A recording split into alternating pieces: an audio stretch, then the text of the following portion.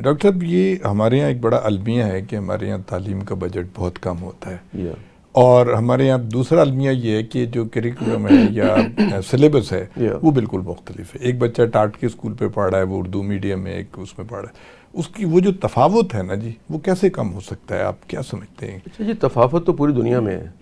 دیکھیں امریکہ ہو، برطانیہ ہو، welfare status کوئی بھی ہو، اچھا وہاں پہ ایک سرکاری اسکول ہے، ایک پرائیویٹ ہے. ٹھیک ہے، لیکن اسٹینڈرڈ میں فرق ہے. جی ہاں.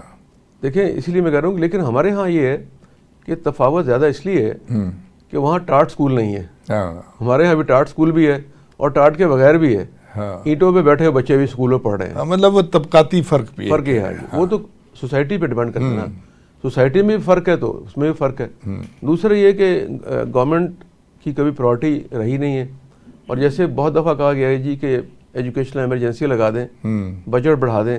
دیکھیں اب پاکستان میں جو بچے اسکول سے باہر ہیں وہ تقریباً 2.5 کروڑ ہیں.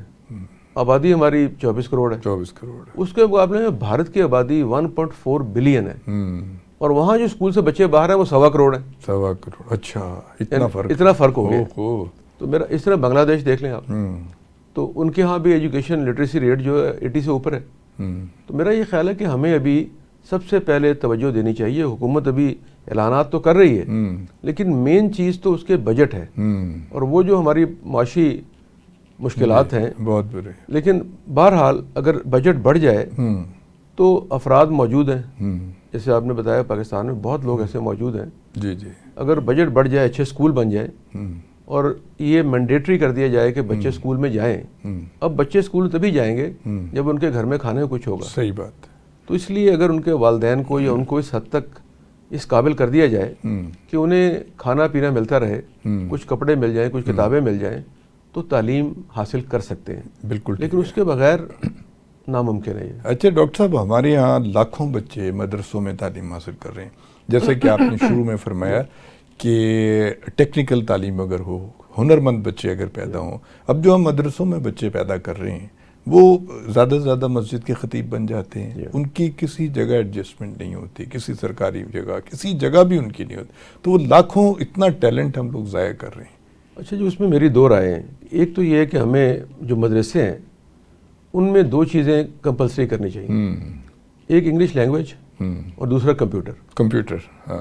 کیونکہ اب دیکھیں کہ لاکھوں بچے پاکستان میں گھر بیٹھے جی جی پیسے کما رہے ہیں. ہاں، انڈیا میں تو آئی ٹی سے بہت زیادہ ہوتا ہے. پاکستان میں بھی آپ دیکھ بہت سے لوگ یہ کر رہے ہیں. جی جی. اور ہزاروں نہیں بلکہ لاکھوں نوجوان جو ہیں وہ آن لائن کاروبار کر رہے ہیں، وہ آن لائن جابز کر رہے ہیں. تو میرا خیال ہے کہ جو مذہبی طبقہ ہے نا، ان کی تعلیم جو بنیادی تعلیم ہے، جو درس نظامی ہے وہ تو خیر ہائر لیول پہ ہے، لیکن جو بنیادی لیول ہے اس پہ بچوں کو کمپیوٹر اور انگلش لینگویج یہ سکھا دینی چاہیے. ڈگری کی ضرورت نہیں ہے کہ مڈل کر رہا ہے، میٹرک کر رہا ہے، اس کی ضرورت نہیں ہے. کیونکہ جب وہ خطیب بنے گا یا امام بنے گا یا کہیں بھی جائے گا تو اپنی روزی کمانے کے لیے وہ کمپیوٹر کا سہارا لے سکتا ہے، وہ بھی کر سکتا ہے، اور انگریزی کی وجہ سے وہ پوری دنیا سے کنیکٹ بھی ہو جائے گا. ہاں، اس کے پاس بڑا ٹائم بھی ہوگا. لیکن ڈاکٹر صاحب اس کے علاوہ جو جیسے آپ نے شروع میں فرما رہے تھے کہ ٹیکنیکل تعلیم میں جیسے ایک نل ٹھیک کرنے والا ہے، پلمبر ہے، یا ایک الیکٹریشین ہے، یا فریج ٹھیک کرنے والا ہے، یا گاڑی ٹھیک کرنا، یہ بڑا ضروری ہے. اب دیکھیں آپ کی گاڑی خراب ہو، خدا نخواستہ آپ جائیں تو وہ 1 منٹ میں 4 خرابیاں نکال دے گا، اور کیونکہ آپ کو کچھ خود پتہ نہیں ہے اس کے بارے میں. تو اگر یہ نو عام آدمی میں آ جائے کسی طریقے سے. دیکھیں ابھی جب سی پیک شروع ہوا تھا 2014 میں، تو اس وقت یہ فیصلہ ہوا کہ سی پیک جب عروج پہ جائے گا تو ہمیں تقریباً 2.5 ملین جابس چاہیے ہوں گی، یعنی کریٹ ہوں گی. اتنی ہوگی. تو جب وہ شروع میں جابس کی تعداد لاکھ تک پہنچی تو اس میں انہوں نے پاکستانی گورنمنٹ نے کہا جی ہمارے بندوں کو ملازمت دیں. جب وہاں گئے تو وہ اسکلفل ہی نہیں تھے. اس کے مقابلے میں چائنیز سارے اسکلفل تھے. تو پاکستانی کو 10,000 کو نوکری ملی، ان کو 90,000 کو مل گئی.